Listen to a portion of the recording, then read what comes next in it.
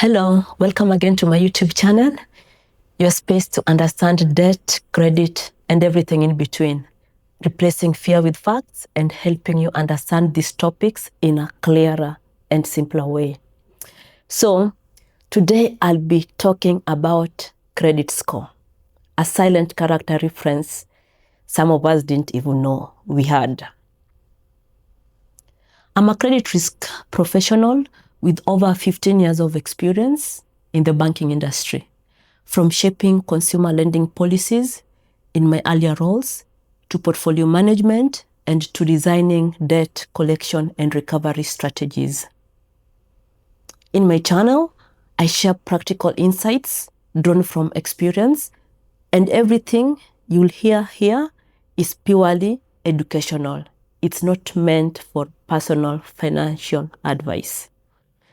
So, your credit score, that little number, it says a lot more than maybe you think. It often speaks before you do, but what does it actually say about you? And how does it even work? Can you think of your credit score as a snapshot? Like a quick picture of how you've managed credit over time. Your cards, your loans, and the repayments associated with them, how have you managed it? The higher your score, the stronger and better your profile, and the less risky you appear to lenders. Scores usually come with a rating, like below average, average, good, and it could go all the way to excellent. But here's the catch. Your score is never fixed. Your score will move as your credit behavior changes.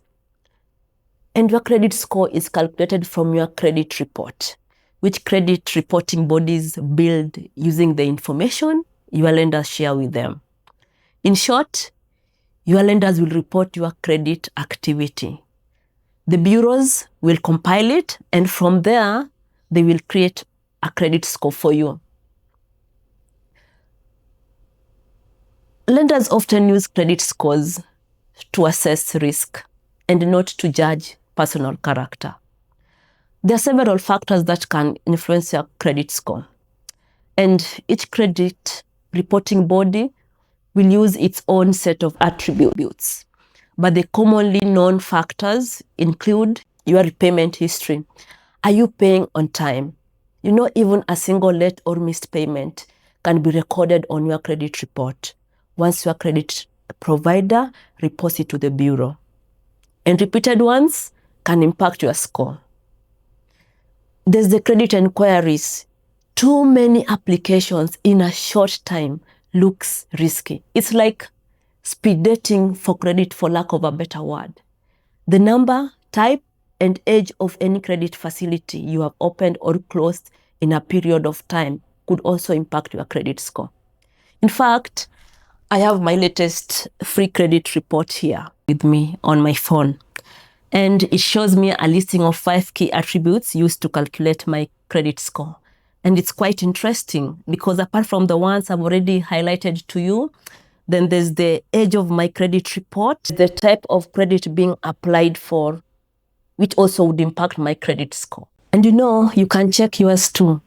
Your report includes both negative and positive information, meaning on-time repayments can lift your score over time.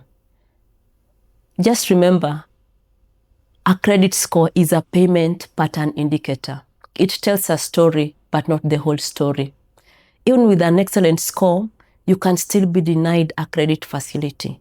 Lenders will still consider your income, employment stability, existing debts and expenses, purpose of the loan request, and its overall suitability to your situation to make a credit decision. But instead of chasing the number, we can build the habits that can make the number take care of itself. Like checking your credit report regularly to just make sure it's accurate.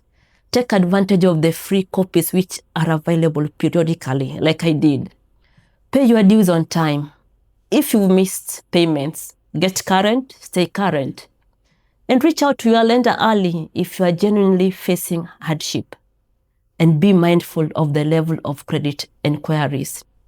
If this video has helped you see credit scores in a new light and you'd like to continue learning more with me, then like and subscribe so you can always be notified of my new videos.